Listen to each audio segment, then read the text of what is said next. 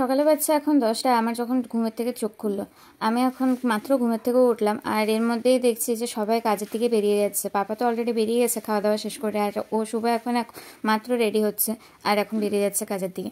Actually আমার তো শরীরটা খুবই খারাপ, তাই আমি সকালবেলা টেরও পাইনি যে সকালবেলা উঠে আমি কাজকর্ম করবো, কিন্তু মা আমাকে নিজেও ডাকেনি।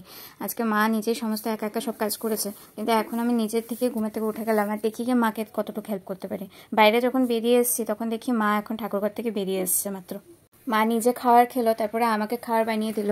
আমি আজকে কোনো কিছুই করলাম না, শুধু ভিডিওগুলো এডিট করা বাকি ছিল, তাই আমি এখন এডিট করে নিচ্ছি, ট্যাবটা বার করে নিয়েছি। আর এর মধ্যে শুভও বেরিয়ে যাচ্ছে কাজের দিকে। এখন মা আমাকে খাবার দিয়ে নিয়ে এখন মাও খাচ্ছে সকালবেলার খাবার। টুকিটাকি কাজ ছেড়ে যখন রান্নাঘরের দিকে যাচ্ছে তখন মায়ের প্রায় আধা রান্না শেষ, তাও আমি কিছু অল্প স্বল্প হেল্প করে দিলাম। আজকে কোনো কিছু করতে পারলাম না, এতই শরীরটা খারাপ ছিল।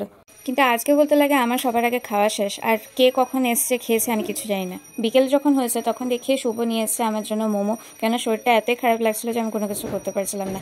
আর শুভ এসে গেছিলো প্রায় এখন বাজছিল 7টা। আজকে ব্লগটা এখানেই শেষ করছি, আবার দেখা হচ্ছে কাল থেকে।